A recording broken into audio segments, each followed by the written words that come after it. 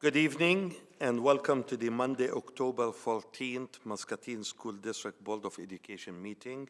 Madam Secretary, can you please take roll and help us determine the quorum, please? Sure. Directors Connard. Present. Cooney. Present. DeBeat. Present. LaRue. Present. Phillips. Present. Schneider. Present. Shore. Present. Quorum is present. Thank you. The next item on our agenda is the Pledge of Allegiance, and tonight it will be by Sarah Pfeiffer, second grade class at Grant. Please stand.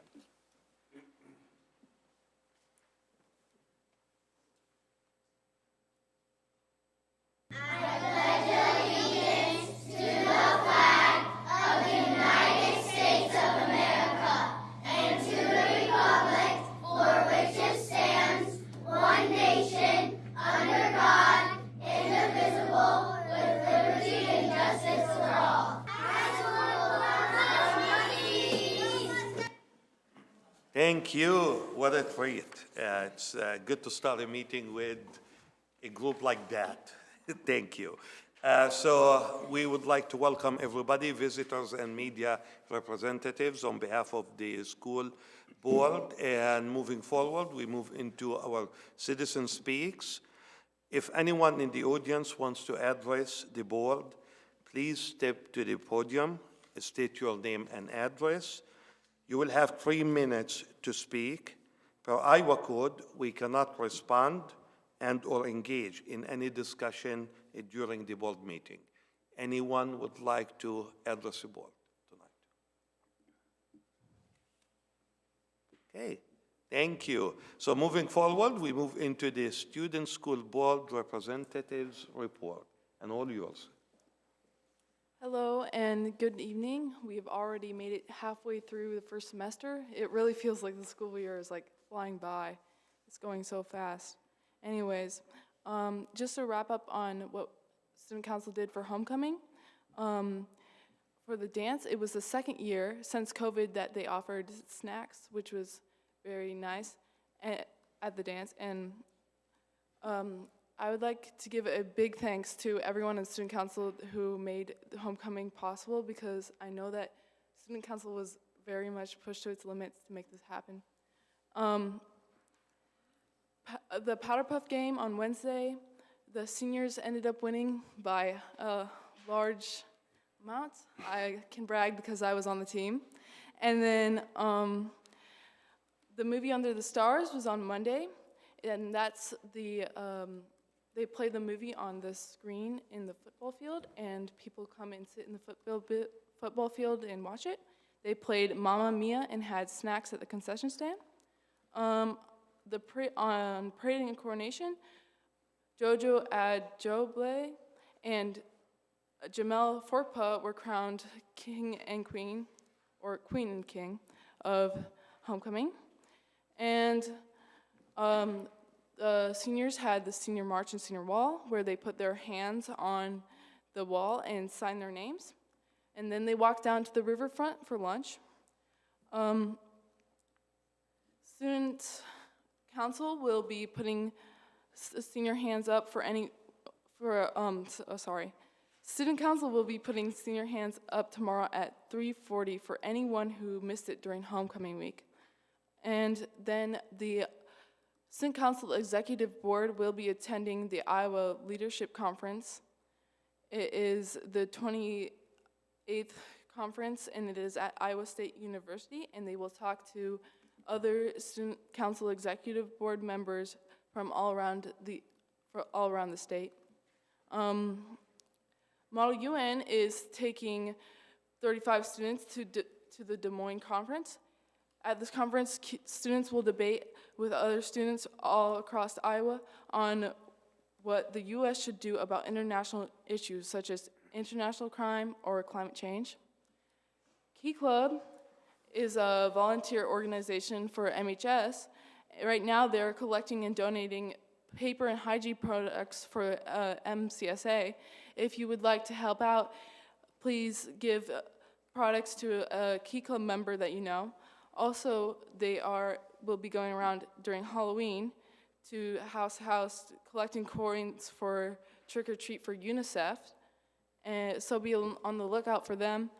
And finally, their fall blood drive is coming up on November 14th. And the National Honor Society, Muscatine National Honor Society, has a new leadership board. The president is Elsie Lewis, the vice president is Jojo Ajodabale, and the secretary is Melita Dua. NHS has started prepping for the juniors' inauguration, which will be on November 11th. Finally, just one sports thing, the girls' cross country has their conference meet on Wednesday, so good luck to them. And on the last week's meet at Grace Lutheran in DeWitt, many of the girls broke their own personal records, which is always great to see. The Muscatine Marching Band Invitational was Saturday, October 12th. We hosted 19 schools. Muscatine will also be holding the state marching band competition this Saturday, October 19th. The marching band also placed second at the Mount Pleasant Invitational on September 21st. Muscatine varsity football lost their game against PEV last Friday, 7-42. The team is 2-5 with wins and losses. The team will be playing Davenport North at the Brady Street Stadium, where they beat Davenport West 3 weeks ago, 35-6. It's on Thursday, and the theme is PJs. Their last game is on the 25th at Dubuque Senior. Girls Swim has a home meet Thursday at 5:30 in the Carver Pool. Volleyball is 9-13 with wins and losses, and they have a home game tomorrow against Clinton and an away game Thursday against Pleasant Valley. Finally, boys cross country has their conference meet Wednesday at the Grace Lutheran Camp at 2:30. Meetings for spring sports have been in progress, and winter sports practices will start next month. Some requests and concerns from students around MHS include having a more advertised and accessible lost and found, and also having more trash cans in the hallways at MHS, especially near lunch areas, to limit the amount of trash in the hallways. Thank you for the report. Anybody have anything to say to both of them? Well, thank you. Thank you. Good advice also towards the end, with all these recommendations, with the trash cans and so on. I think that's a great idea too. Thank you. Okay, so moving forward, we move into the board targets goals report. Item A, students will graduate prepared for post-secondary options. Item B, Muscatine schools will utilize resources effectively and equitably. And item C, students will learn in a positive and supportive environment. And under that, we do have an item, district professional development updates with Joelle and her staff. So good evening. It did say Joelle and staff, but tonight we're parent-teacher conferences, so I brought Becky, and so we will be giving the presentation together. Let me see.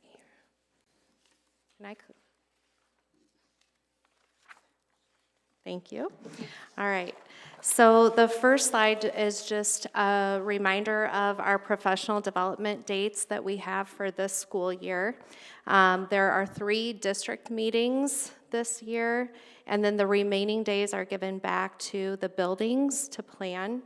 At the building levels, at every building, there's an environment team, an instruction team, and a building leadership team.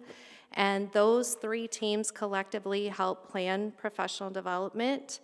And that professional development is planned based on data, their school goals, staff feedback, and then around our Muskie core practices. So those days that you can see up there, we'll go back to building. On the next slide, just a reminder of our Muskie core practices. So when Becky shares here in a little bit, we'll be kind of giving an overview of each of the buildings' professional development plan this year. These are our Muskie core practices, and these are what we would see, like to see in all classrooms. And we've talked a little bit about our instructional walkthroughs in our buildings, and then also our instructional rounds that our administrative team participate in. And so we get to go to classrooms throughout our district, into teacher classrooms, and get to see a lot of these great things happening in our rooms. On the next slide, I'm just going to give a quick overview of the district professional development. So there are 3 parts to our professional development. On Thursday afternoons, it's building PD, and that is when the building gives their own professional development for their building based on their needs. On Friday morning, we have district professional development that I'll talk about here in just a minute. If teachers aren't involved in this professional development, then they are working with their departments back at their buildings. And then Friday afternoons are typically set aside for collaborative teacher teams where teachers are able to plan and work together. So to highlight the district professional development this year, these are the focuses that we've been working on for training at the district level. We have year 1, social studies, implementation happening K-12. We have year 1, 6th through 8th grade ELA. Year 2 for ELA for kindergarten through 5th grade and 9th through 12th grade.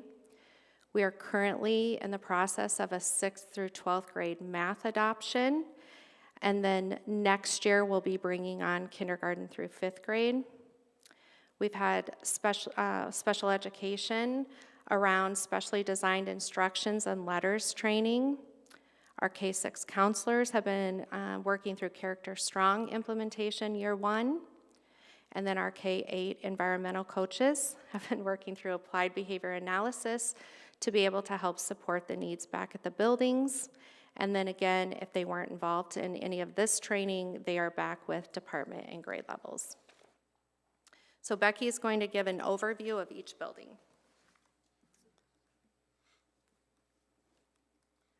All right, so next we're just going to highlight the PD or professional development focus for the year in each of our buildings. So first we have MELC.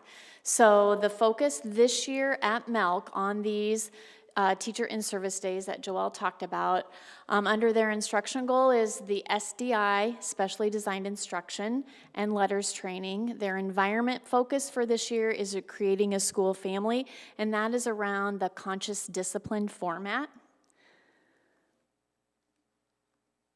Then we have Franklin. So Franklin's focus for the year is the collaborative teacher teams, otherwise known as CTTs, to facilitate learning amongst the tiers, tier 1, 2, and 3. Also in the Muskie core practices, they are going to focus on the purposeful planning for differentiated instruction. Their environment goal is around PBIS, positive behavior supports, in tiers 1 and 2. Grant, their focus is the purposeful planning using that backwards by design model, and their environment goal is around tier 1 behavior in the MTSS implementation, and that's our multi-tiered system of supports. Jefferson, their focus this year, they're going to review the Muskie core practices, which that was on a previous slide with the 8 high leverage practices. They're going to focus on the scaffolding and differentiation and student engagement. Their environment focus is on the treatment agreements for every classroom. That's a classroom strategy that promotes safety among the classroom as well as student engagement. And then they're also working on engagement strategies designed around that safe, inclusive environment. Madison, their focus is on differentiation amongst the Muskie core practices, and their focus is on tier 2 and tier 3 around positive behavior supports. McKinley is looking at engagement in the Muskie core practice, and their focus is on tier 1 and 2 in their environment goal around the positive behavior supports. Mulberry is looking at the core practice PD around purposeful planning, which is one of the 8 Muskie core practices, along with math best practices. Their environment goal this year, they're going to focus on self-regulation, the mindfulness and de-escalation PD. Susan Clark Junior High, under their instruction, they're working on the assessment, and that's in the Muskie core practices. Their I team, which is instruction team, They're looking at reviewing their data quarterly to determine any additional needs around that high-quality Tier 1 instruction. Their staff will be reviewing data 3 times a year to determine additional needs for PD around their CSIP goal. Their CTTs, collaborative teacher teams, they are going to review their data weekly to make informed decisions on instruction. Their focus under environment is to continue with the character strong training and implementation during DLT.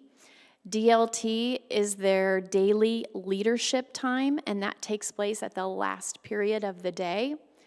Their E-team, environment team, is also going to review that quarterly data quarterly to determine the additional need around safety, student engagement, support, and the recognition, otherwise known as celebrations. And then the staff will review buildings data 3 times a year to help determine if there's additional need for PT in and around that environment goal. MHS, they're looking at implementation of all the Muskie core practices. So there are 8 research-based high-leverage instructional strategies that they are going to be focused on this year. They are also going to be focused on formal and informal observations and walkthrough. Thus far, and that would have been from last week, they were up to 200 of those formal and informal observation and walkthroughs. And then their other focus with instructional practices explicitly that are used weekly in their teacher collaborative teams. Their environment focus is PBIS Tier 1 implementation, and then also the focus on trauma-informed care and relationships. And they kicked that off with the Scanlon Center just this past last week. And then we have some PD results of our September and October teacher and service. So after we complete Thursday and Friday professional development, on that Friday afternoon, we ask teachers and our other staff members to complete a feedback form for us.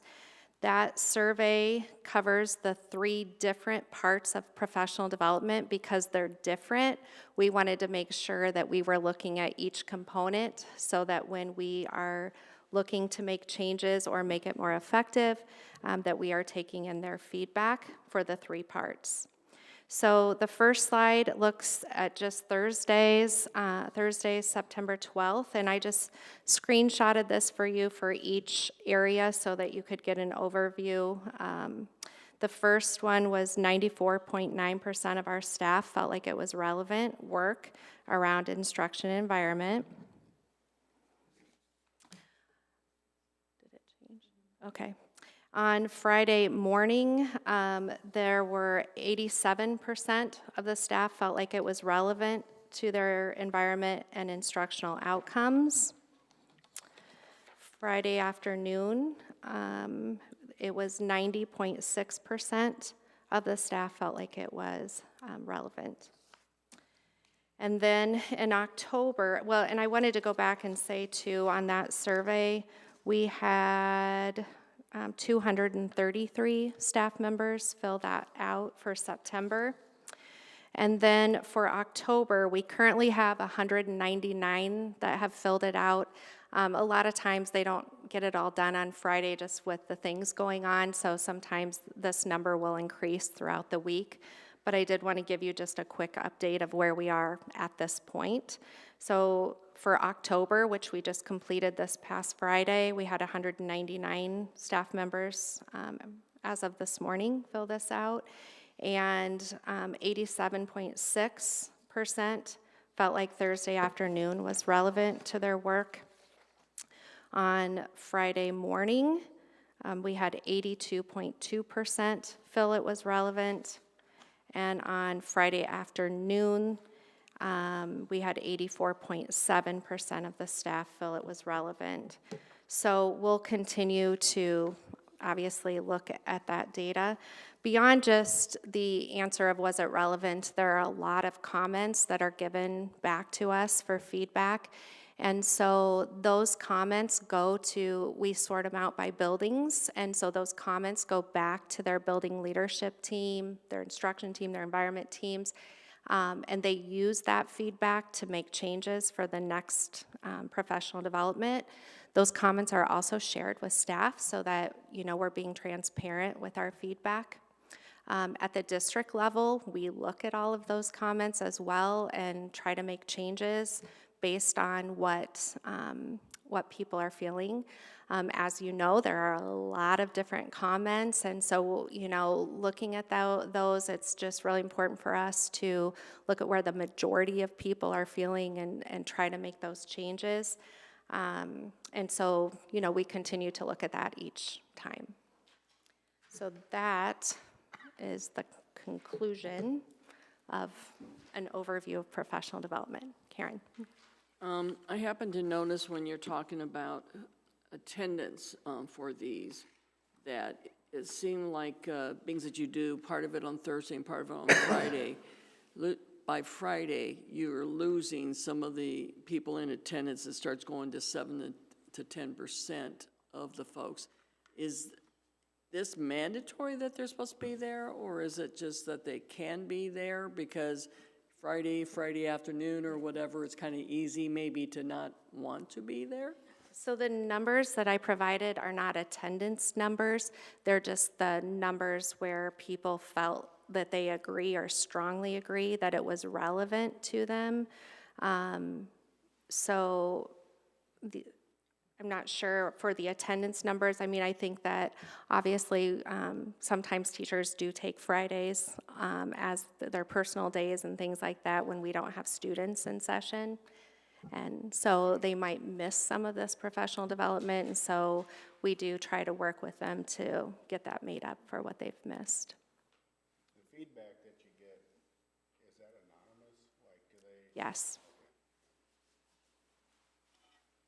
Do you have, so 199, how many should be there? I mean, I guess Yeah, that's out of, so support, if we were looking at support staff and certified teachers, we would probably be looking over 500-ish. And support staff are just involved on Thursday afternoon so they can stay and participate in their building learning.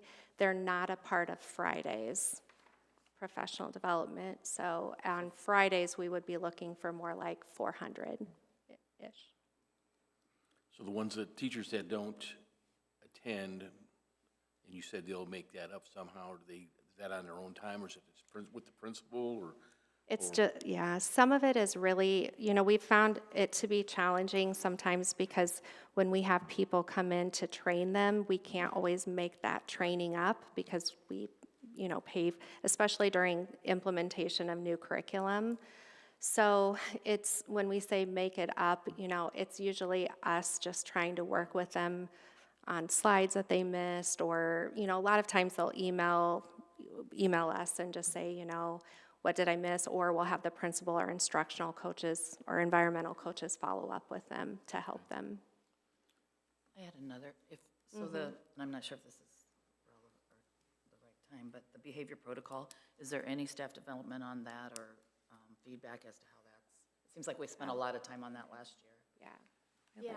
And there is, and again, we just gave an overview of what the buildings are doing. My guess is that is embedded in their environment. So when it said PBIS Tier 1, 2, and 3, that's they're aligning things with that behavior protocol, yes. So along that line, will there be any surveys out to, because that was a big thing on the it was just a big thing. Yeah. So will there be surveys as to how successful the new protocol is?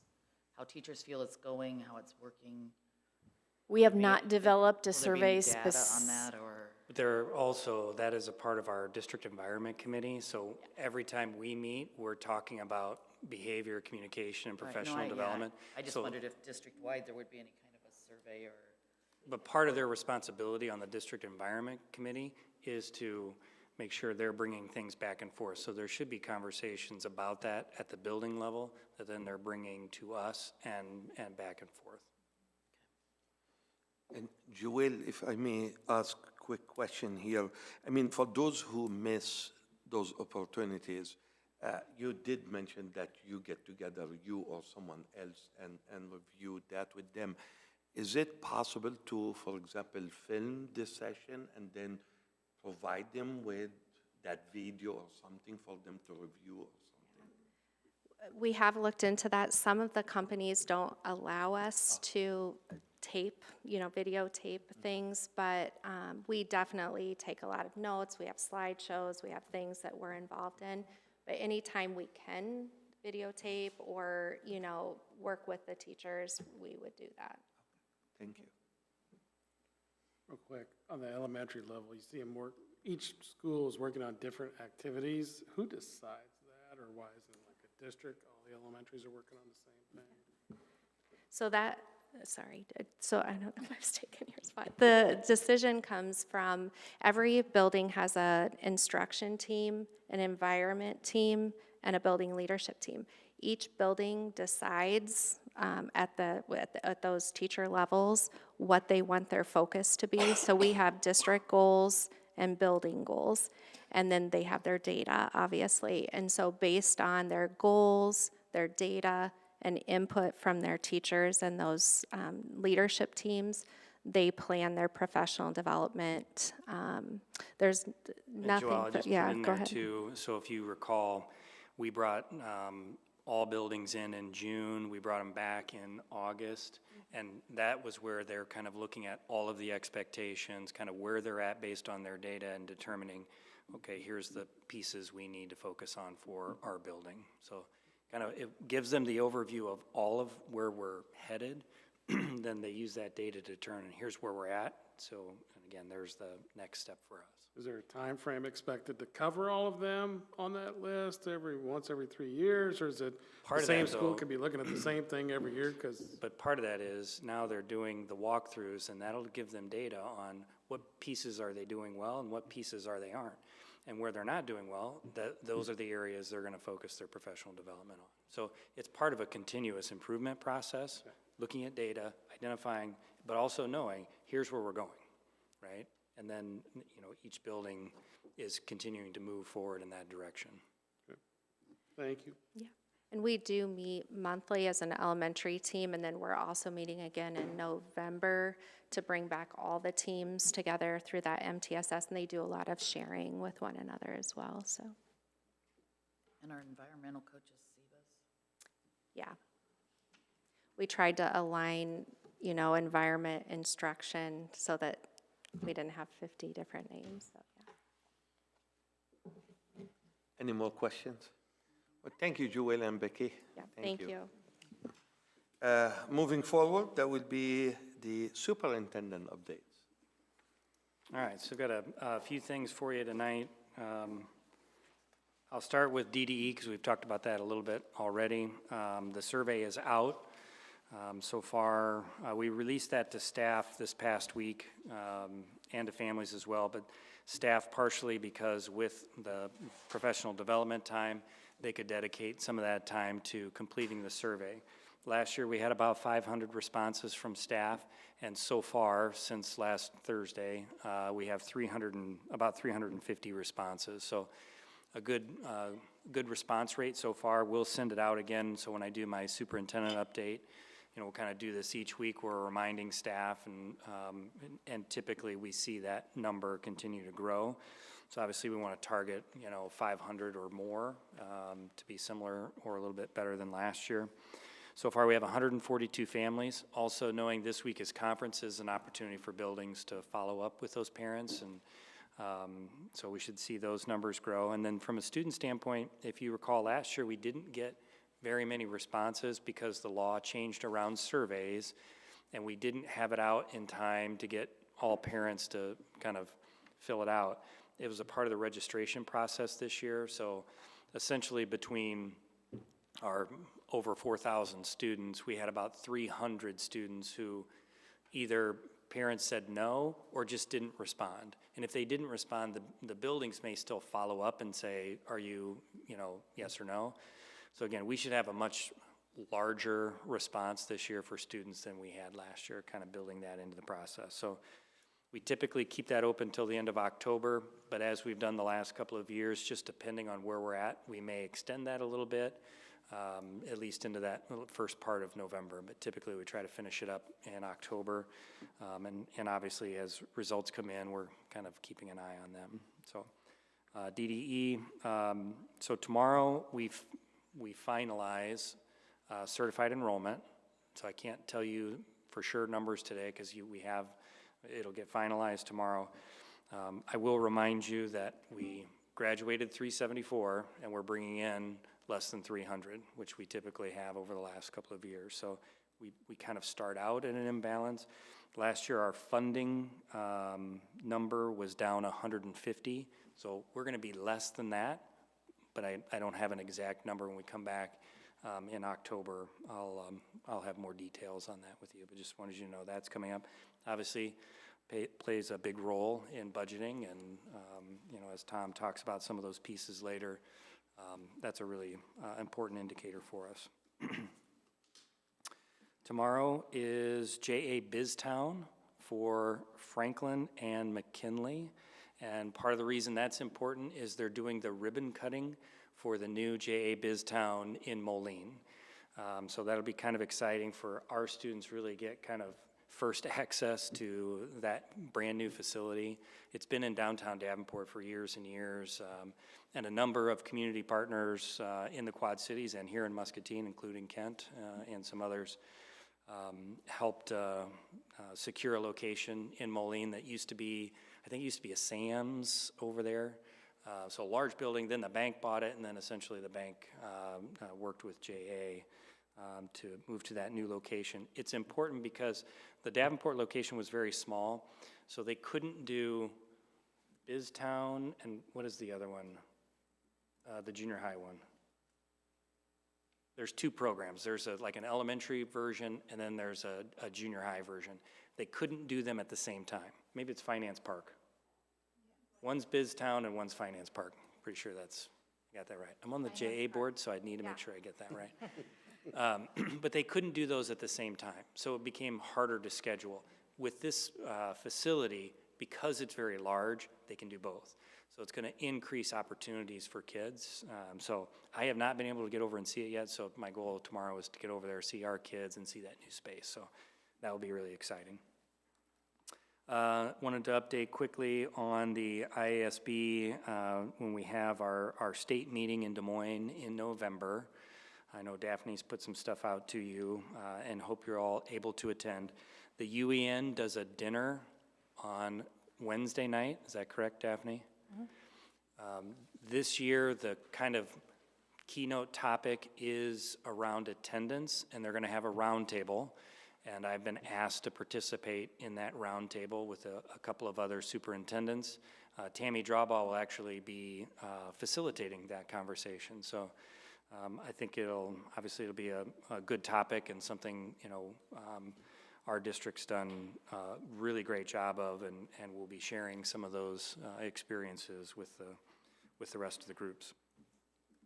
I also, at each of your tables, you have a copy of our vision card.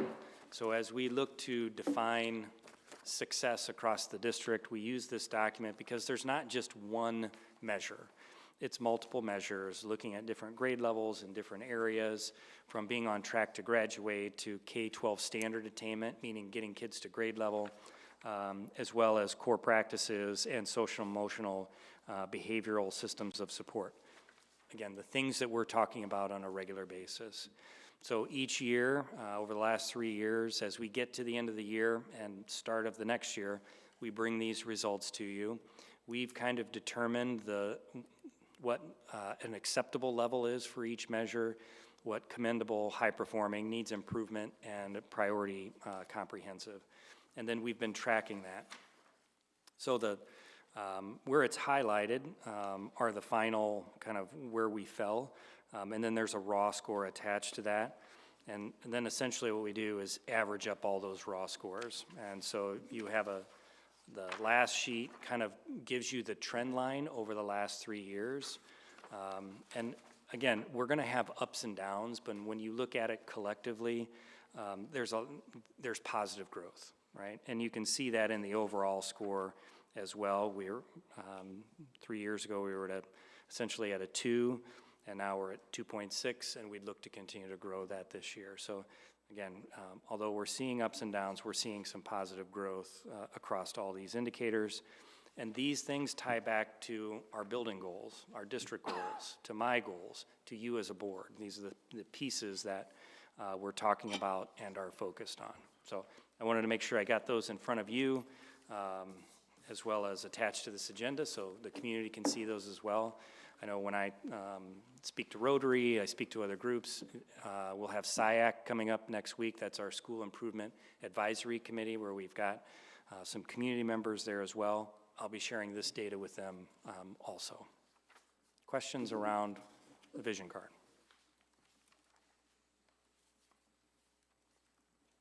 All right, Kira.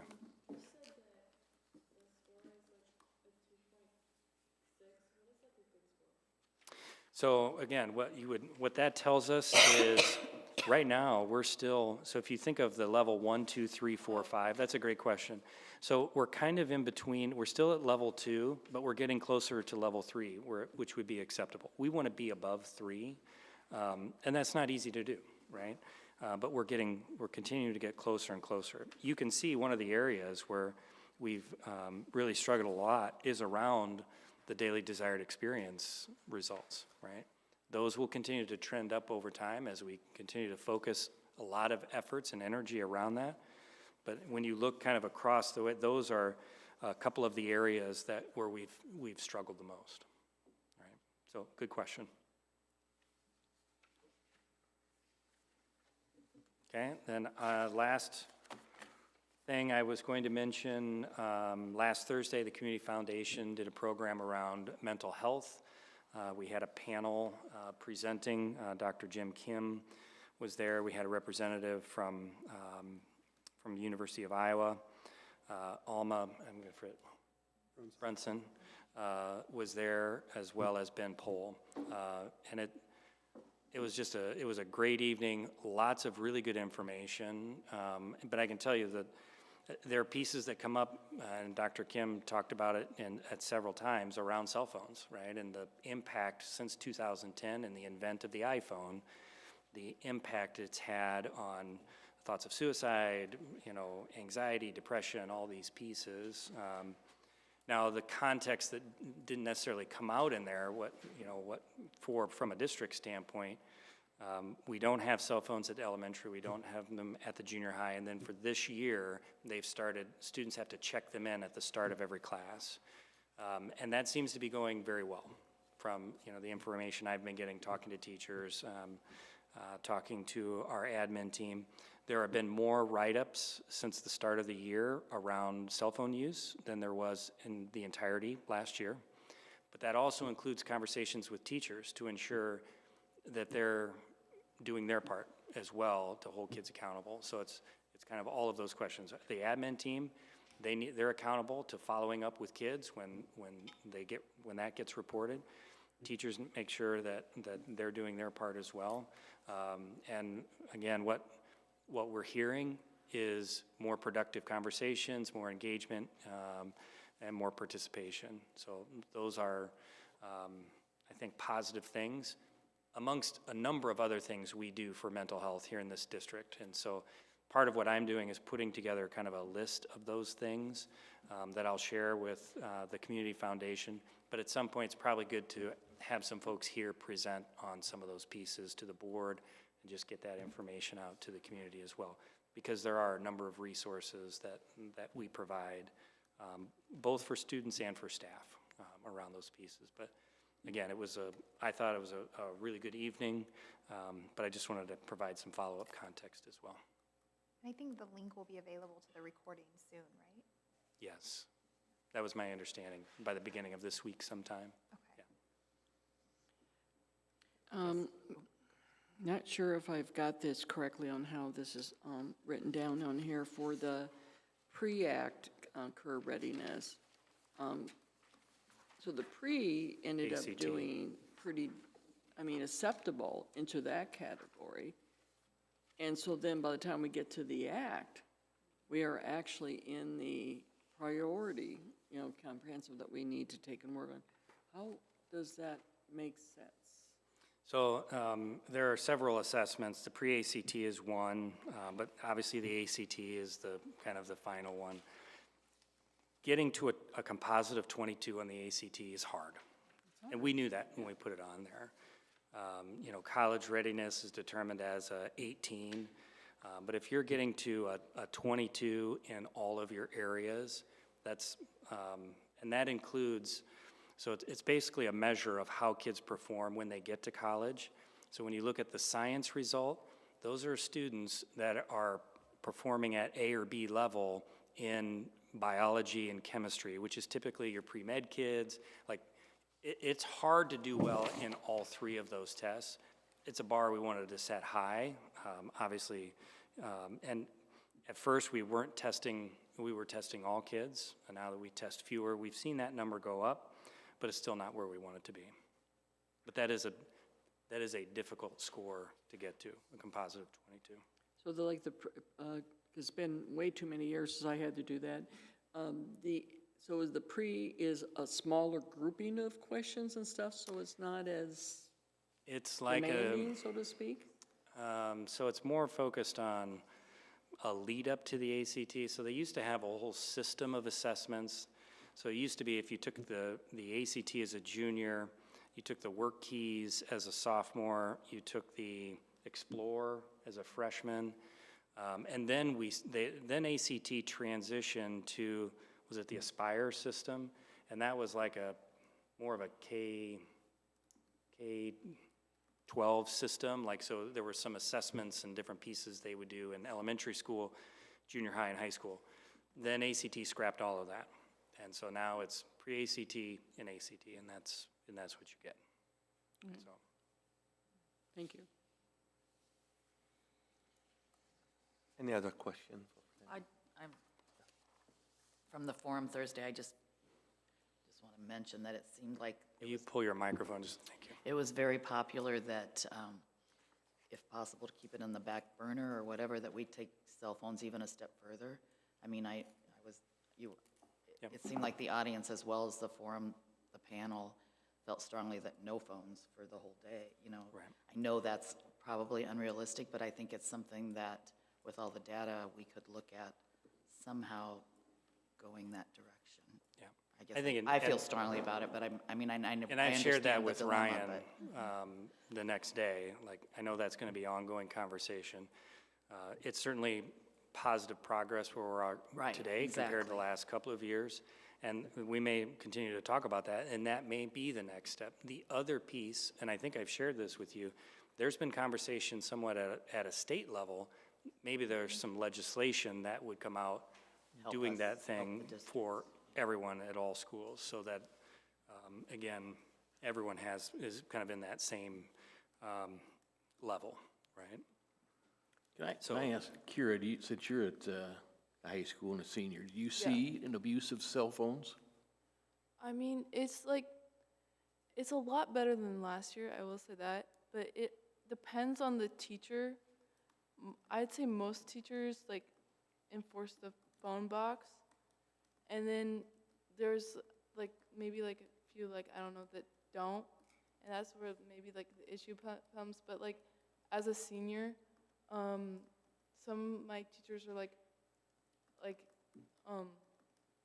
they don't make you put it in the phone box, but if they see it out, then they say put it in the phone box or else I'm gonna write you up. Okay. So I don't it really depends on the classroom. Yeah. But I'd say most teachers have been doing well, and honestly, in most of my classrooms, I can't even get internet to my phone, so it's really hard for me to use my phone during the day. Okay. Thank you. Any other question? Thank you. Thank you, Clint, for the updates. And moving forward, we move into the possible action. The following items are considered to be routine by the Board of Education and will be enacted by one motion.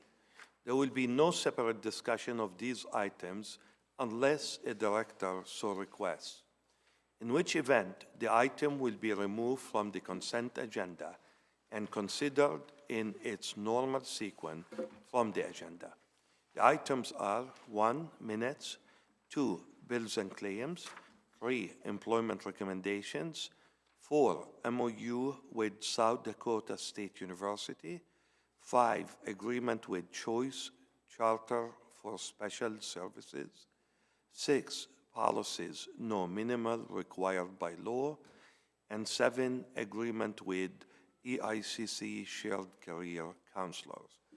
What are the wishes of the board? I'd like to be able to remove for discussion later is the agreement with Choice Charter for Special Services, please. So do we have to, I'm sorry? do you want to, we can make a motion to remove that and then move forward? Yeah. Do I have to make a motion of it? Yeah. Okay, sorry.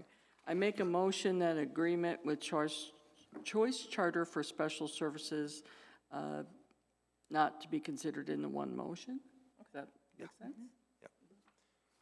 So, I'll Second. okay.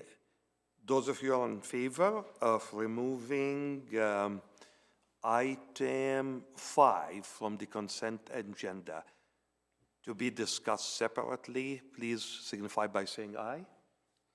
Aye. Any opposition? Okay. So let's go back, first of all, again, to the possible action, the consent agenda, and approve that with the exception of item 5, then we go back to 5. I'll make the motion to approve the consent agenda with the exception of the item F, the Choice Charter School. Second. Okay, so we have a motion to approve the consent agenda with the exception of item 5, which is the agreement with Choice Charter for Special Services. Those of you who are in favor, please signify by saying aye. Aye. Any opposition?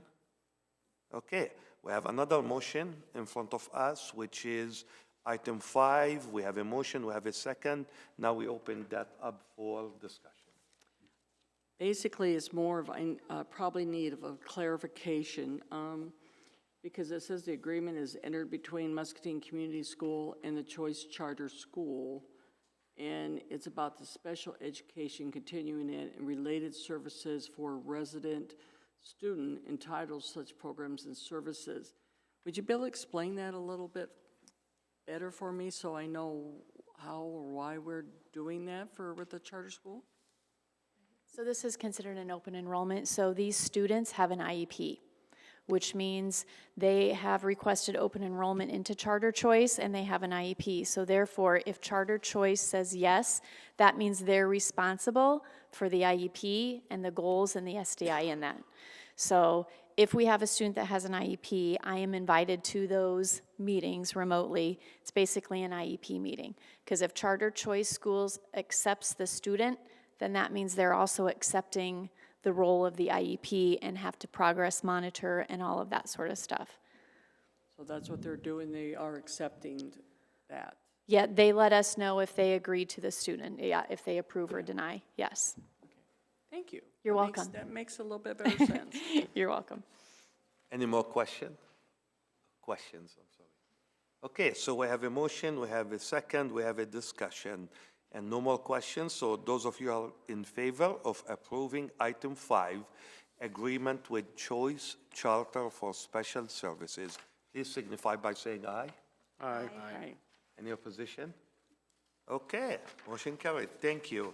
So this will take us to the item I, which is to approve the eligibility for student Lexi Eaton to participate in varsity athletics at the Muscatine High School and waive the 90 school day requirement for open enrolled students. What are the wishes of the board? Second. So we have a motion and a second. Any discussion? Yes, I think I'd like to have a better determination of how or why the waive of the 90 school day requirement, Yeah, please. so with open enrollment, there's a rule that you can't participate in varsity athletics for 90 days. The adjustments to that is if both districts agree, then the student can participate. Typically, this doesn't happen very often, which is why it's not been to you before. In a situation like this, the student is really coming here because of the academic benefit, but also participates in athletics. Because we're not necessarily competing with L&M, it's not like, you know, you're sending an athlete over and then suddenly they're gonna be competing against each other. That's typically where it gets shut down, right? So in this case, Louisa Muscatine had to first approve it. So their school board approved it and saying, yes, we would waive those. And then it's on our end to say, yes, we would waive that as well. Part of the issue, the student is participating in wrestling, and it's 90 school days, not calendar days.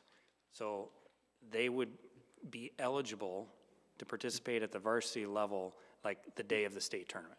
Well, the season is essentially over. So again, given all the situations with this particular student, why they're coming here, it was approved by L&M, and it's our recommendation that you would approve it as well. Has this rule always been in effect? I guess this is the first I've ever heard of this. I'm not sure. I know it changed. It might have changed a few years ago because there was some conversation with superintendents, but it's just, it's not happened enough where we've actually had a situation where we're voting on it. Any more discussion? All those in favor of approving the eligibility for student Lexi Eaton to participate in varsity athletics at the Muscatine High School and waive the 90 school day requirement for open enrolled students, please signify by saying aye. Aye. Any opposition? Okay, thank you, motion carried. Next item is to approve special education deficit. The district's administration is authorized to submit a request to the SPRC for a modified supplemental amount of $1,002,181 for negative special education costs for the 2023-2024 school year. What are the wishes of the board? So moved. We have a motion and a second. Any discussion or any question for Tom? Because I see Tom is standing up already. I just had a couple comments. On page 2 there, I gave you the history of special education, our special ed supplement. So if you have any questions later on, feel free to reach out to me or to Becky. A couple areas I would just say we're focusing on this year is going to be our Medicaid revenue, Medicaid reimbursement, and transportation expenses. So, you know, anytime we see our deficit increasing the last 3, probably 4 years, you know, we have to serve those special education students that we have. So, you know, there are some areas that we can work on, and that's, I believe, what the plan is. So. Does that apply more towards maybe somebody in a wheelchair for the transportation you're going back to building? I can answer that. It's specialized transportation, or specialized transportation, am I saying that right? And so it's not necessarily a student in a wheelchair, I don't believe, but could be. Yeah. Yep.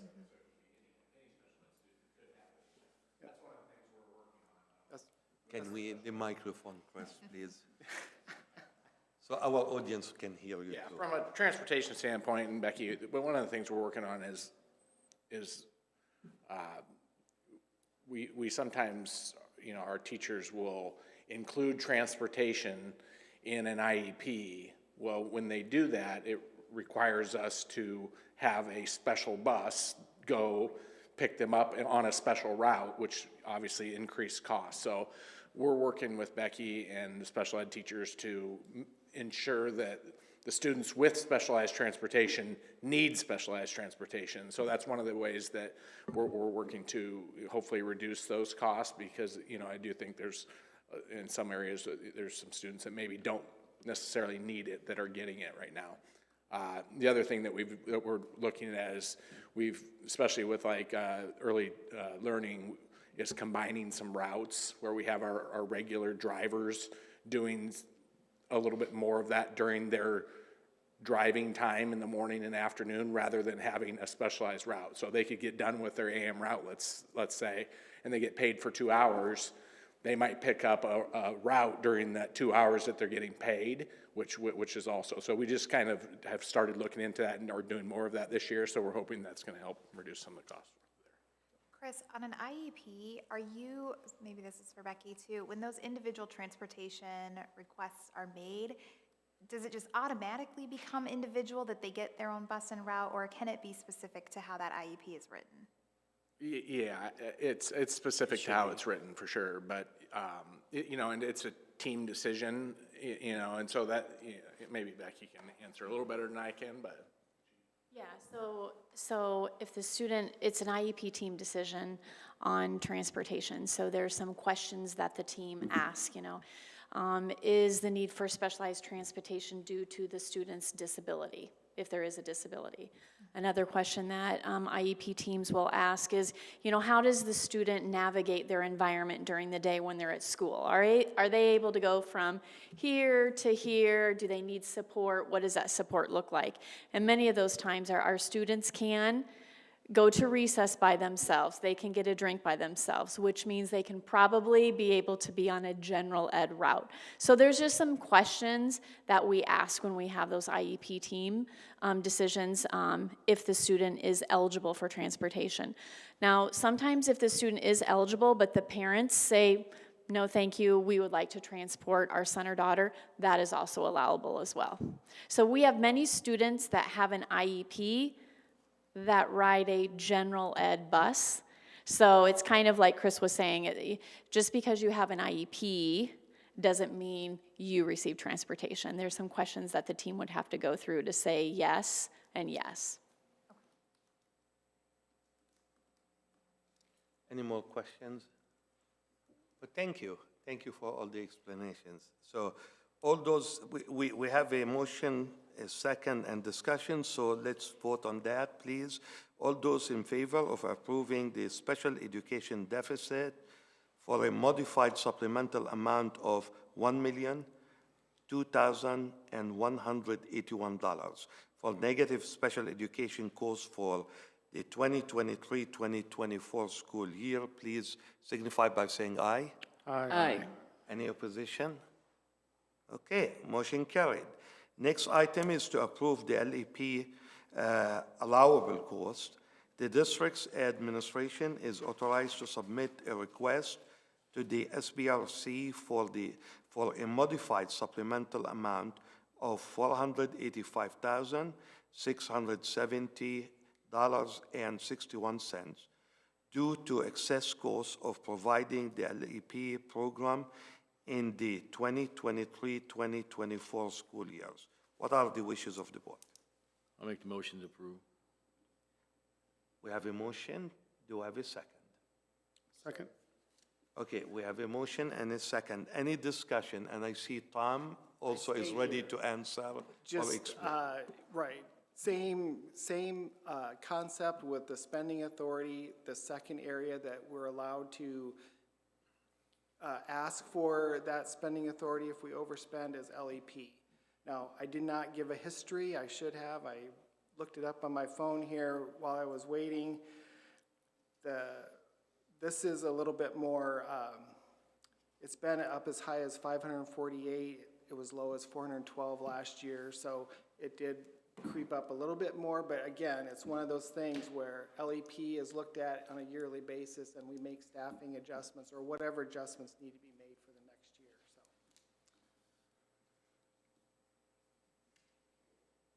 Any question for Tom? Okay, so thank you, Tom, again. All those in favor of approving the LEP allowable cost, which will be the $485,670.61 due to excess cost of providing the LEP program in the 23-24 school year. Please signify by saying aye. Aye. Any opposition? Okay, thank you. Motion carried. So the next item on our agenda is to appoint Iowa Association of School Boards 2024 delegate. Do I have a motion? This is where normally you guys, whoever's last to point at their nose, right? Or Well, I'll make the motion to appoint someone. Okay. Go ahead, if you have a name, please. Oh, we don't do the name during the discussion? Okay. I don't, Okay, we can leave it. That's okay. If you want to do that during this discussion, that's okay. So your motion is to appoint someone to school board delegate. Do we have a second? Second. Okay, we have a motion and a second, and you can go ahead and start the discussion, Lindsay, please. well, if anyone wants to do it, they can. I've done it before, so I would volunteer. You'd like to do it again? I move we nominate Lindsay. I'll second that. Unless someone else wants to do it, I think it's been between Karen and I. I did Yeah, it. I think I did it Did last you do year it too. last year? Yeah. Well, Second. We're all very experienced. Okay, so we have, I assume, an agreement on the name. Any other before we vote? Any other name before? Okay. Did we need a secondary? He did. Oh, I'm sorry. He did, yeah, yeah. So basically, all those in favor of approving Lindsay's name as our delegate to the Iowa Association of School Boards, please signify by saying aye. Aye. Any opposition? Okay, congratulations. Motion carried. Okay. Clarify, hey, John. Thanks for volunteering. Kim, did you nominate her? Is that what the word, okay. Thank you. Okay, thank you. So moving forward is to approve the agreement with Jim Gleason Commercial Roofing, Inc.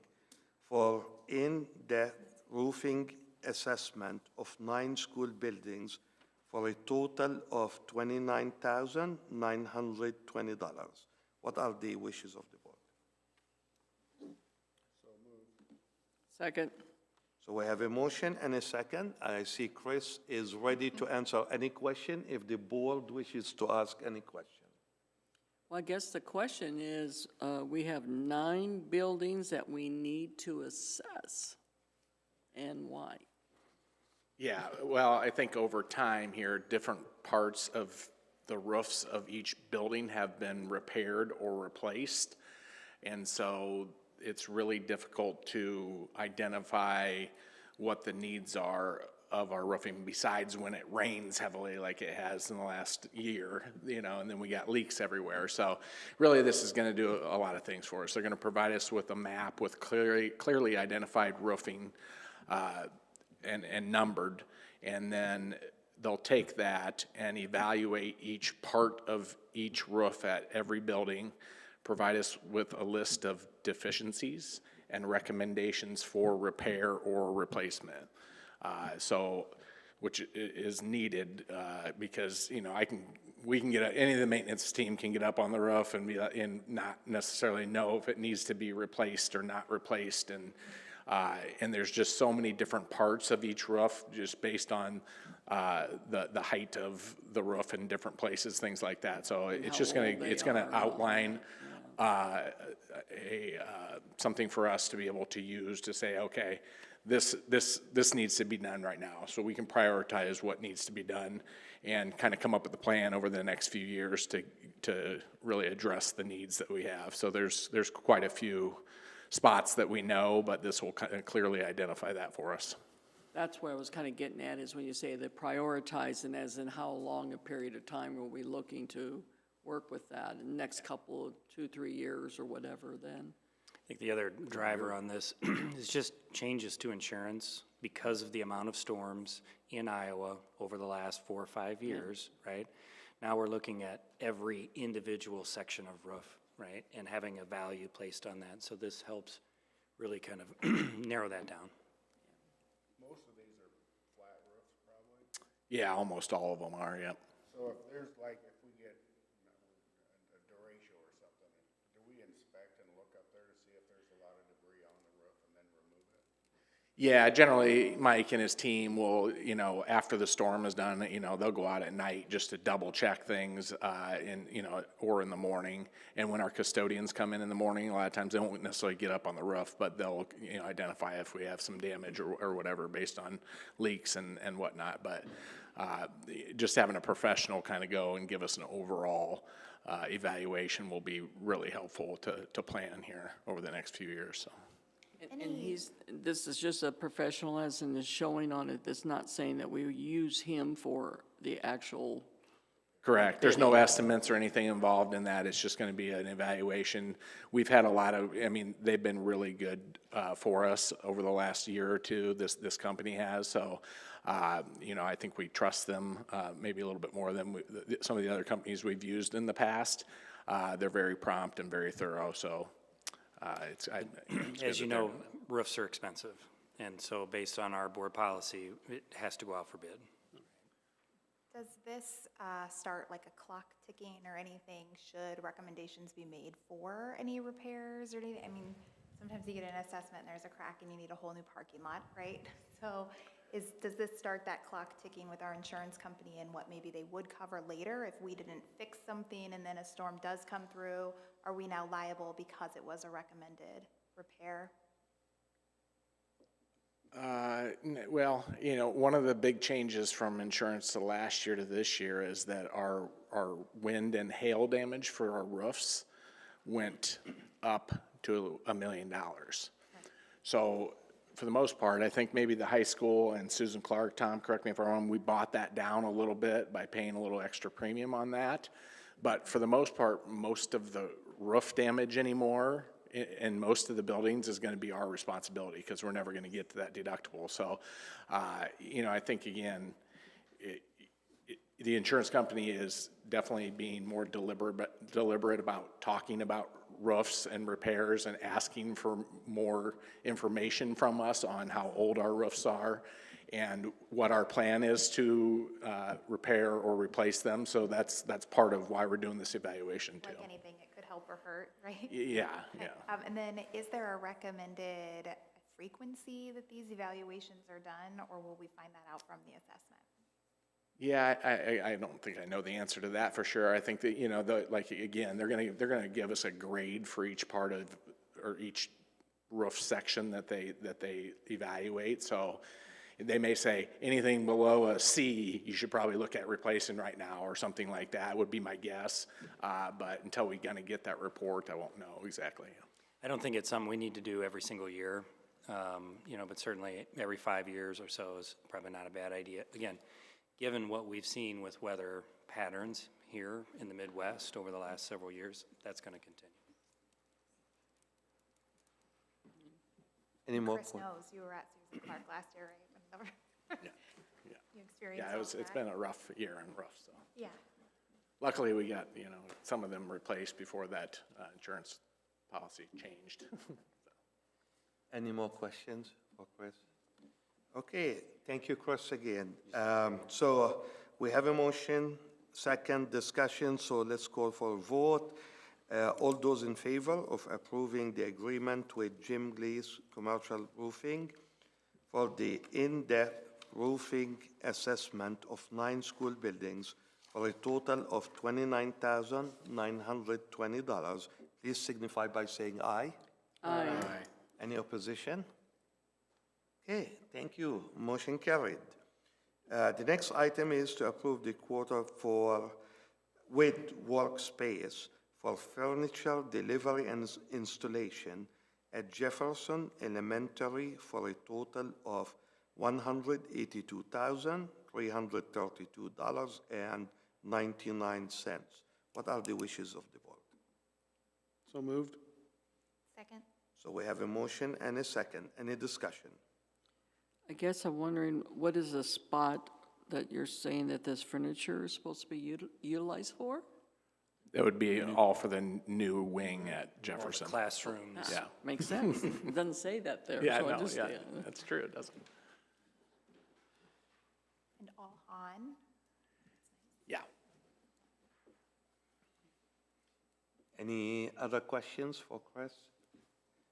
Okay, so all those in favor of approving the quote for workspace for furniture delivery and installation at Jefferson Elementary for a total of $182,332.99. please signify by saying aye. Aye. Any opposition? Okay, motion carried. Thank you. So moving forward with our agenda, we move into discussion and information.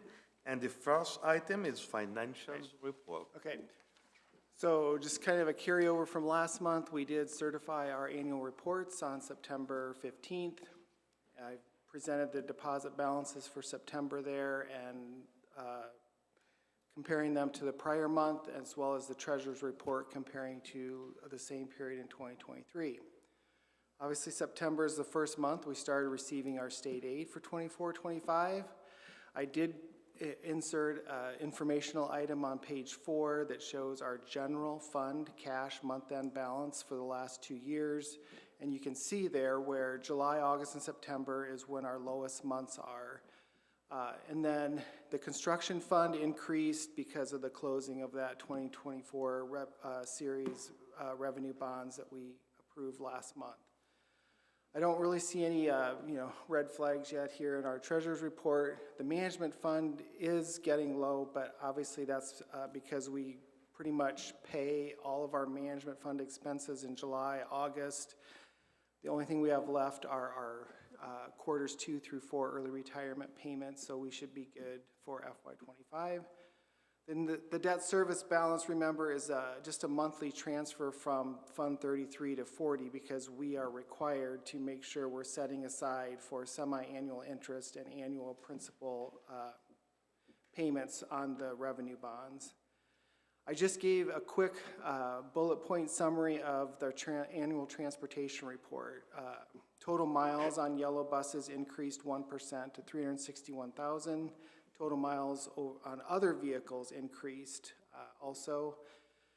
We transport 1,368 students last year per day. That includes about, in addition to 38 private school students, we do receive non-public transportation reimbursement from the state.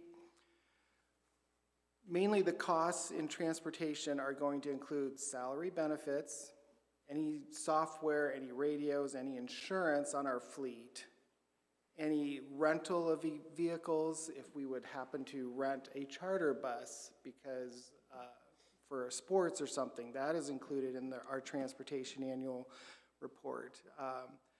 Depreciation on vehicles, on buses, among other expenditures, including supplies for all of our transportation fleet. Salaries increased 22%, benefits increased 20% over the last 3 years. Okay, and our fuel costs have actually decreased. And for fuel, that is propane and gas and diesel. So net transportation costs amounted to $2.4 million, net of transportation revenue. So the non-public transportation I said we get. We do receive some transportation income from families because we're transporting students that are beyond the requirement, say to and from the Y is an example there.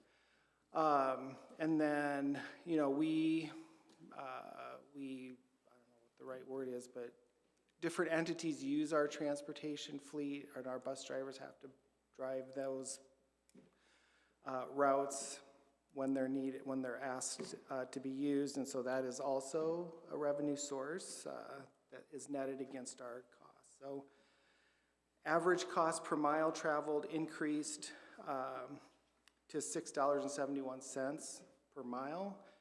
I must have left this off, but the average cost per pupil last year was $864.26, and that's up from $732 the year before. So roughly, I didn't include all the numbers this year. I just kind of tried to give some bullet points on that. And then... Well, that was mile over mile. You're up 17% in 1 year. 18% for the average cost per pupil transported. Yeah. I think per mile that increased like 17%. So I know 20% over 3 years, but that doesn't increase. So where is the majority of those increases coming from? The last two bullets were last year to Yeah, this but year, the- not over 3 The years. benefits and the pay was over, the 20% and the 22 were over 3 years. Is that what I did? Yes, Yeah. that is true. So where's additional income it costs? Cost of the buses? Are we doing more expensive buses than we used to? Well, I mean, With yes, depreciation? buses have increased. Now, we don't, the cost in the transportation annual report is not the full cost of it. It's depreciated over 7 years, I believe, is how the program works, so. So if we're looking to lower, because we can't keep increasing 17% year over year, how do we cap this, or what are we gonna, what are we challenging ourselves to do differently in the bus program? Because your miles haven't increased, except the smaller bus miles, but, 1%, but hopefully really mapping better, or how do we help control this cost? Yeah, routing, like I said, one of the things, just with the Right. special ed, we already were paying drivers on, for 2 hours and not necessarily utilizing them for that 2 hours, so some costs there. Definitely some increase in cost of bus. Remember, we're buying buses that now have air conditioning involved in them, which is a significant cost for each one of those buses. And just becoming more efficient in the routing system as well is going to be a key to kind of, holding on or even decreasing some of these costs. So we're looking at, ways that we can hopefully level this out a little bit. It's going to take a little work. Once Susan Clark facilities are updated too, that should decrease some of the activity busing. Is that in the transportation, or is that Yes, an activity? everything is correct. So that should show a bit of a decrease too, right? Right. Yeah, and there's a lot of specialized routes with 1 or 2 kids on it right now. There's just a lot that goes into it. There's a lot of variables. So we're just trying to look at everything and kind of reduce some of those variables to, be a little more consistent and a little more efficient. I mean, starting next week, you'll have 1 or 2 drivers at least that will start busing students from Susan Clark to another facility for practices after school. So Correct, that's one thing. that being gone Yep. next school year. Sure. Yeah. Saves a lot of cost. I would guess you're more efficient by the end of the year with your routes than you are to start the year also. Yeah. I think this is kind of a transition year too. So we're, there's a lot that we're working through out there, but I think we're going to see a more effective and efficient and more populated workforce out there. So by the end of the year. Do we use any routing software of any kind? Yep, we sure do. Yeah. And one of the things that we've talked about is bringing in that kind of that company a little bit, just to kind of analyze our routes from a bigger picture than maybe what we do, and see if we can, come up with a, more efficient way to do what we're doing as well. Yep. One of the main concern that the student body has about busing is sometimes the activities don't have buses, like sports don't have buses to take them to places. Just for example, our home meet is not at the high school, it's at the soccer complex, and we didn't have a bus to take the girls to the home meet, and also another one of our meets, it was looking like that we were not going to be able to take our junior varsity because we didn't have a bus, we had to take vans. Yeah. So I was just And we have plenty of buses. We didn't have bus drivers, so that's the number one focus right now of everybody out there is to get more people on board. So we actually have 6 new drivers hired right now. So getting them to, point A of getting hired to point B of being able to drive a bus is not an easy process. So over the next few weeks, we should be getting a few of these drivers on each week. And then we also have, quite a few more applicants that, everybody that we hired this time has a CDL. So it's a little bit easier to get them to point B. But we also have some applicants that don't have a CDL at all. So one of the things, again, with the new staff out there is just going through this process, trying to figure out how to get somebody that walks in off the street that has no CDL, no driving experience to be able to drive a school bus. That's a very difficult process. And so we've worked through a process to be able to do that now. So I think, and even if they have a CDL, there's still a lot of things that need to be done. So, our goal is to get more and more people hired on, at least as substitute drivers, so where they can do trips, and if we have people sick in AM, PM routes, or they can do midday routes, whatever it is. So we have a big pool to where we don't run into these issues. So I would say, yes, it's a challenge right now, but I'm pretty sure by the end of the year, we're not gonna have as many of these problems. Thank you. Any more questions for Chris or Tom? Thank you to the directors for pitching in today. Okay, the second item under this section is item B, first reading of policy 103, educational and operational planning and needs assessment. Any question about this policy? And as we always say, if, every policy goes through 3 readings before we vote on that. So if you have any question or any input, make sure you contact Daphne and have a discussion with Daphne over that. But any question about it as of now? Okay, thank you. Item C is announcements, meetings, events. October 14 to 17, school conference week. October 17, 2-hour early dismissal. October 18, conference comp day, no school. October 23rd, SAAC meeting at the MCSD Admin Center here at 4 p.m. October 28th, we have work session at MCSD Admin Center at 6 p.m. November 5th, general election day, polls open at 7 and end or close at 8 p.m. November 11, our school board community conversation will be at 5:30 at the MCSD here at the Administrative Center on 2900 Mulberry Avenue.